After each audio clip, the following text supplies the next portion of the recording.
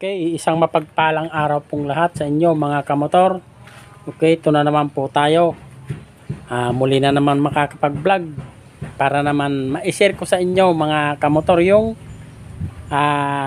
makakatipid tayo at makakaminos gastos tayo sa ating motor, lalong-lalo na dito sa ating side mirror. Okay, bakit mga kamotor? Meron kasi tayong nakikita mga kamotor na yung mga side mirror nila ay nakalaylay ng ganyan mga kamotor. Ganyan.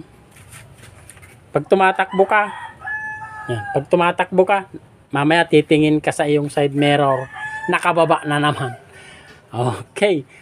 Ang video pong ito mga kamotor ay para lamang sa mga kagaya kung nagtitipid o sa mga wala pang budget na pambili ng side mirror ng ating motor. Kaya yung iba mga kamotor, ang nilalagay nila, ang ginagawa nila, sinisiksikan nila ng plastic doon tapos hihigpitan yung bolt dito sa may ilalim.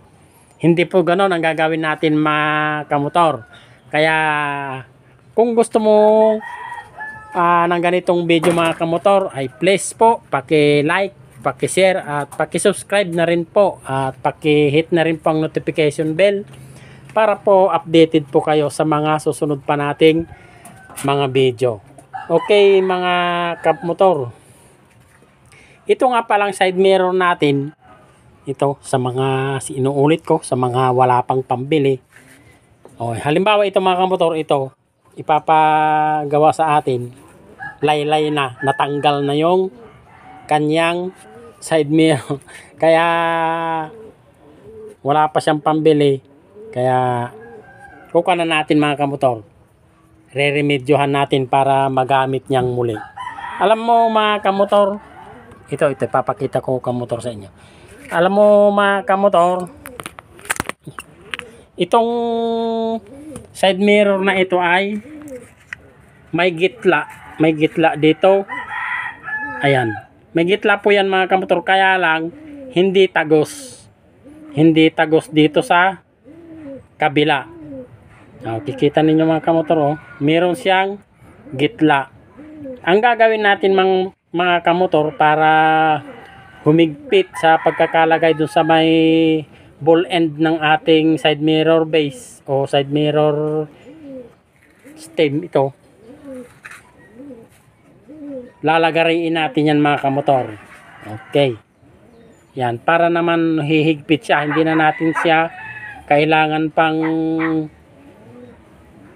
siksikan ng plastic para humigpit, para naman medyo presentable ang kanyang pagkakagawa. Okay, papakita ko niyo sa inyo mga kamotor kung paano natin gagawin yung lawlaw uluganggang ng side mirror. Okay, ganito yan mga kamotor. Kukuha lang tayo ng lagari. Okay, ganito lagari. Tapos lalagarian po ninyo yung gitla na yan. Okay, yan. Lalagariin mo yan. Lalagariin mo. Mahaba yan mga kamotor. Halos aabot dito sa may lampas ng butas niya. Ipaparehas lang natin mga kamotor yung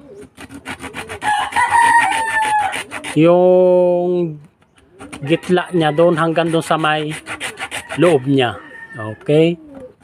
Yan.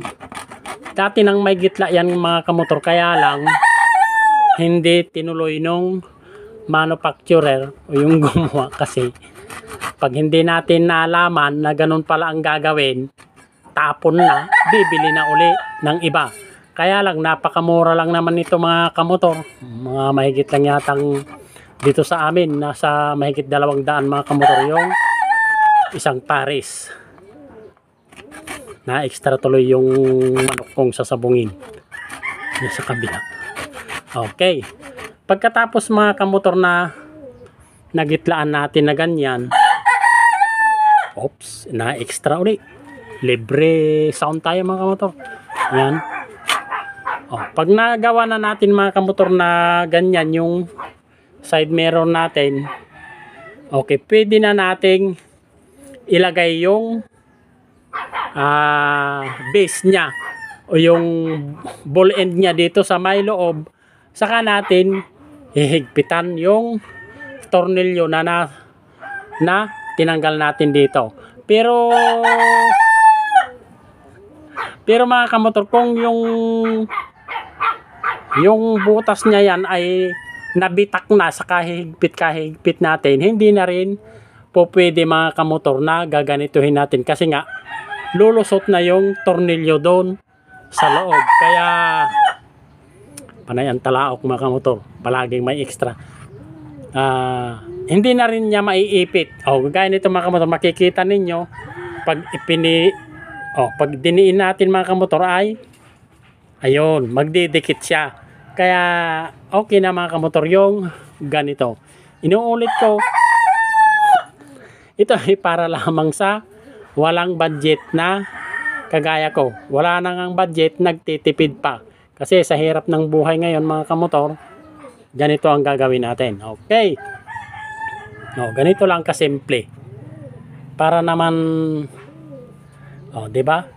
Lahat po ng side mirror mga kamotor ng motorcycle ay may gitla na ganyan. Kaya lang, hindi tagos doon sa labas. Kaya kung tinitingnan natin siya, parang buo.